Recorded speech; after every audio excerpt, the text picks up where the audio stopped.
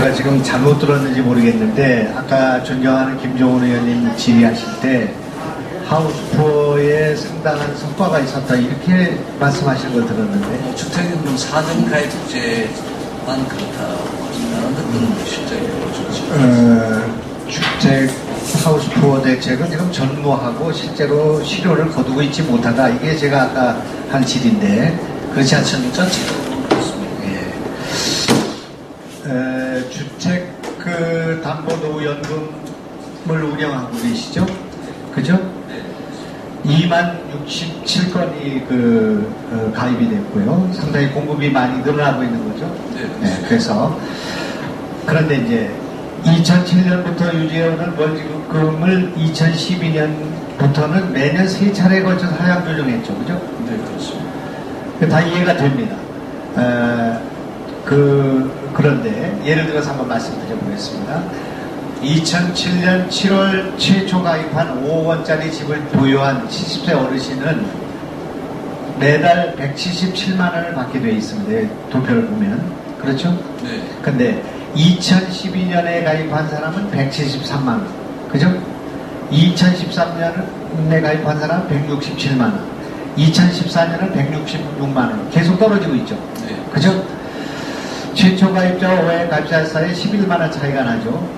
근데 이제 이것이 전망이 더 불투명하다 이겁니다. 앞으로 부동산 경기 침체, 장기적인 주택법을 해소, 사상 최저치의 기준금리, 또 평균 수명 연장, 베이비붐 세대의 본격적인 은퇴, 뭔가 특단의 대책이 필요하다.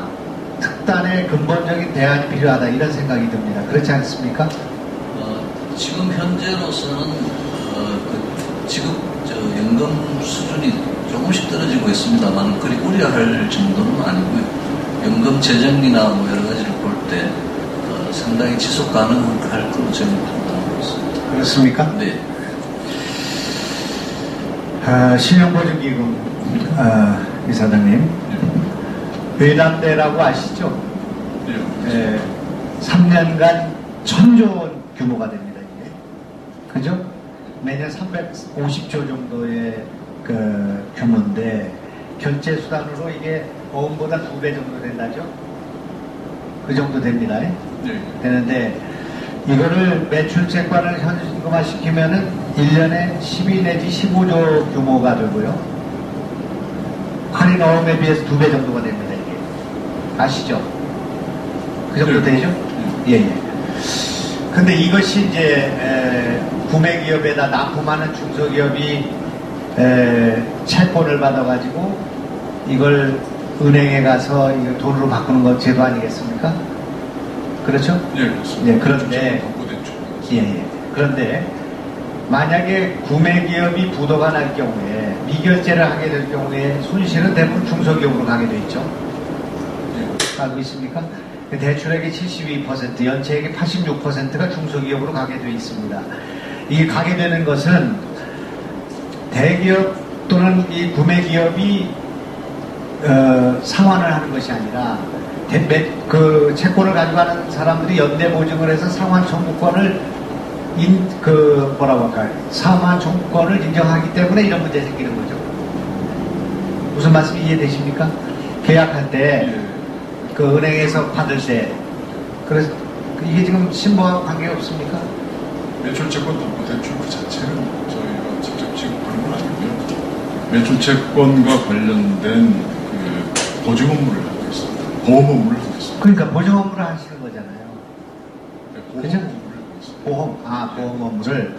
그래서 이 문제가 그 말씀을 여쭤보려고 하는 겁니다.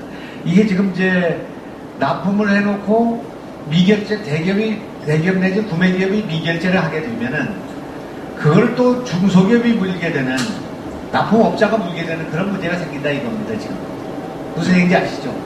중소기업들의 구매자가 지급하지 않을 경우에 중소기업이 손실을 보게 됩니다. 그렇게 중소기업이 납품을 했기 때문에 이 대기업이 손실을 봐야 되는데 대기업이 미결제를 하면 중소기업이 손해를 보는 문제가 있다 이겁니다.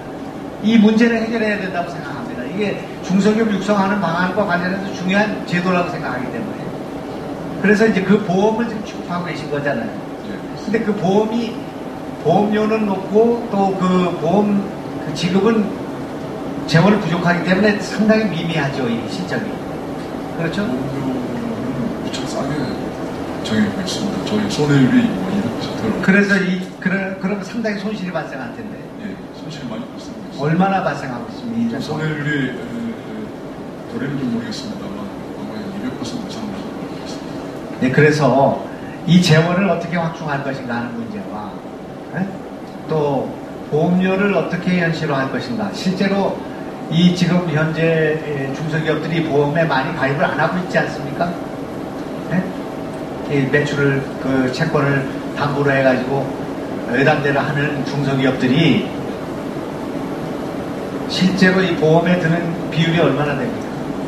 지금 그 중소기업으로 물품을 구입하는 그 기업들은 많은 경우가 대기업이 되겠습니다.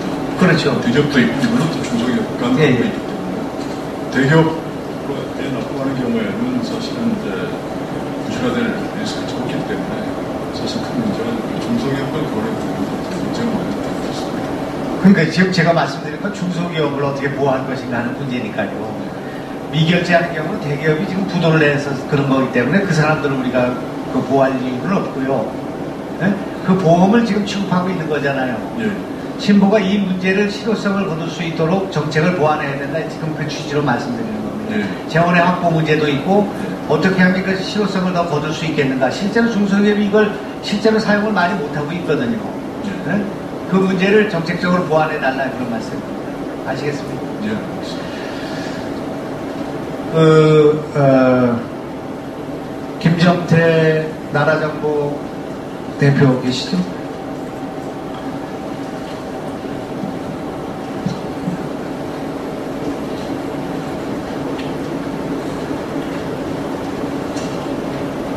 (2006년부터) (2009년까지) 7차례 네, 유병헌 씨.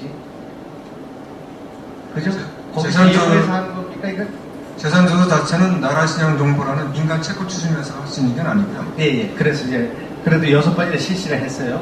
그런데, 나라정보가 이 100억을 탕감을 하게, 100억 이상 되는 것을 탕감할 경우에는, 그 업무 조정에 의해서 예보에 보고하게 돼 있죠. 그죠? 예보에 승인을 받게 돼 있죠. 예보의 승인을 받을 수 있는 조건이 2개 있습니다. 100억이 넘어야 되고, 그 다음에 예보가 위임한 전결 기준을 벗어날 경우에는 승인을 받게 돼 있고요.